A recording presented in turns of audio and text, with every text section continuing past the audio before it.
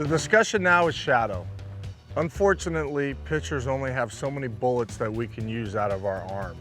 So how do we continue to work on refining the points to our delivery as we got into flat ground without the stress of the arm and the overtaxing and the overuse of the arm leading to non-health and breakdown?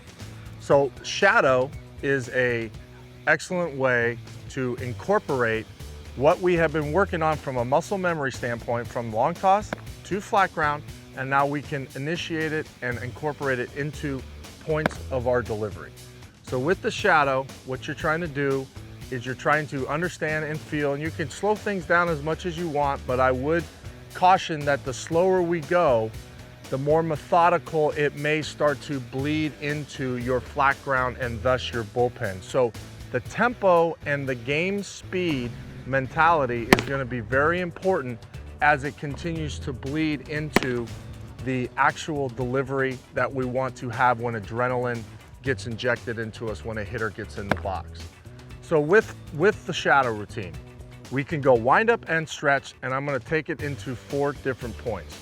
The first point would be the drop step. From the wind up, we want to keep the chin over our pivot foot. So we want to be able, we can move this leg all we want, but excess early movement where we move this big core on our head, we want to try to eliminate it. So it's drop step, preferably off to the side. I see a lot of kids drop step forward, so when you're dealing with the slope, you're already pushing yourself downhill when you want to try to do things over the rubber. From the stretch, I think 2 mechanisms. One would be get into an athletic position. This here is not a very athletic position. You may feel like you're back, but understand what athleticism is when you are dribbling the basketball, jumping to block a shot, whatever it may be. Think about that, and let's not get into this pitching mindset of, oh, I'm staying back.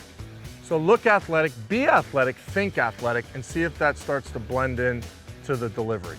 So with the stretch, we're looking at non-broken back leg setup.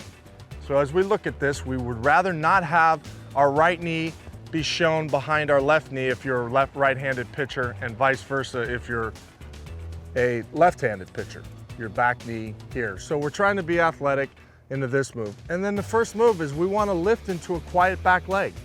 We want to try to lift into a quiet back leg. Not move it, not bounce, just a nice, easy lift. So thus the head is preset a little bit more to the backside.